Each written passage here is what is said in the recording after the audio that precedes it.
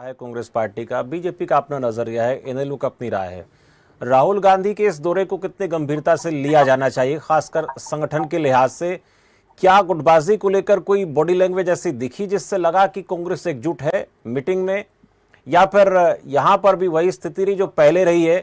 क्योंकि उस वक्त तो एक चाहत थी कि भाई मैं अगर आगे रहूंगा तो सत्ता मेरे हाथ में रहेगी। अब तो कोई चुनाव नहीं है, आने वाले समय में कोई बहुत बड़ा चुनाव नहीं है, उस लिहाज से देखें तो कोई लालच भी नहीं है किसी भी नेता के मन में। तो अब क्या वास्तव में संगठन को लेकर गंभीरता कांग्रेस पार्टी दिखाएगी, एकजुट हो जाएगी, या फिर अभी भी प्रयास यही रहेगा कि चुनाव जब भी हो लेकिन खेमा मेरा ही मजबूत रहे? हर खेमे की अपनी चाहत है, उस चाहत को क्या बैलेंस किया राहुल गांधी ने, या फिर अभी पॉसिबल दिखाई नहीं देता? नहीं शमशेर जी, देखो आपके साथ और मैंने आपके चैनल पे अनेक बार ये कहा था भी कांग्रेस का संगठन नहीं बनेगा। लेकिन मैं आज और कल भी मैंने कहा था कांग्रेस का संगठन अगले 2-3 महीने में बनेगा।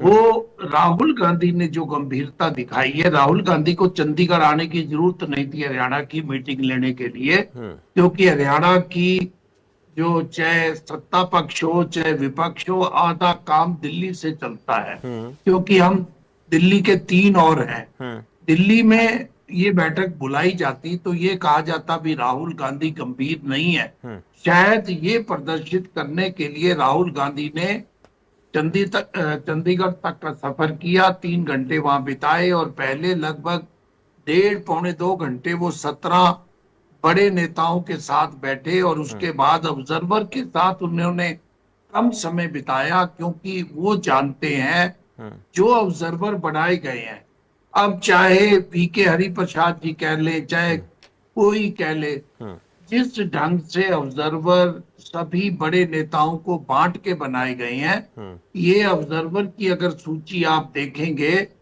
तो 30 से 32 ऑब्जर्वर जो हैं वो हुड्डा समर्थक है और इतने ही कुमारी शैलजा और रणदीप सुरजेवाला समर्थक है।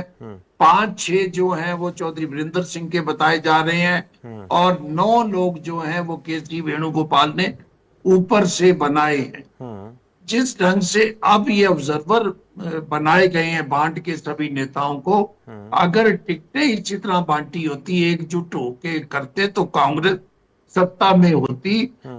राहुल गांधी जी ने जो आज संदेश दिया है और जो वीके हरिप्रसाद जी ने दिया है, जिस ढंग से सीनियर नेताओं को ऑब्जर्वर एआईसीसी के ऑब्जर्वर नियुक्त किया गया और उनके साथ 3-3, 4-4 स्थानीय ऑब्जर्वर होंगे, मुझे लगता है ये संगठन बनेगा। और आज मैं वीके हरिप्रसाद जी को सुन रहा था, उन्होंने कहा भी 6 नाम मांगे गए हैं। शायद 6 नाम इसलिए मांगे गए हैं, अगर गुजरात और मध्य प्रदेश के पैटर्न पे करेंगे तो एक जिला अध्यक्ष, 2 कार्यकारी अध्यक्ष और बाकियों को एडजस्ट करेंगे। अब वो ये भी कह रहे थे, मैं उनकी प्रेस कॉन्फ्रेंस सुन रहा था कि 50% हम महिलाओं को एससी और एसटी को देंगे। अगर ऐसा होता है, जो बात वीके हरिप्रसाद जी और राहुल गांधी जी संदेश देना चाहते हैं, तो उन्होंने स्पेशल ये बात एक बात और कही, पर्टिकुलर किसी एक जाति का नहीं होना चाहिए, सभी मिलजुल कर करें। कांग्रेस 2005 से पहले सभी जातियों की कांग्रेस हुआ करती थी, लेकिन 2005 के बाद जैसे ही हुड्डा साहब आए और जैसे ही सरकार आगे बढ़ी, कांग्रेस जो है, कांग्रेस का रूप बदल गया। कांग्रेस में अधिकांश इनेलो के नेता आ गए और कांग्रेस के अधिकांश नेताओं को चाहे हुड्डा साहब पे आरोप लगाएं चाहे जो मर्जी कहें, कारण वही बने जो बड़े नेता, अधिकांश बड़े नेता, चाहे राव इंद्रजीत जी हो, चाहे भिवानी से अभी किरण जी हो, चाहे कुलदीप बिश्नोई हो, चाहे चौधरी वीरेंद्र सिंह हो, चाहे अशोक तंवर हो, चाहे ये दोनों वहां से होके वापिस आ गए हैं, वो इन्हीं कारणों से गए और कांग्रेस पार्टी इनेलो बन गई। और जो भारतीय जनता पार्टी कभी शहरों की पार्टी थी, उसने कांग्रेस का रूप ले लिया। ये हरियाणा की राजनीति में पार्टियों के परिदृश्य बदले हैं और ये जो बड़ा वोट बैंक होता था, कभी जाट वोट बैंक, इनेलो को 22 से 23% वोट मिलते थे।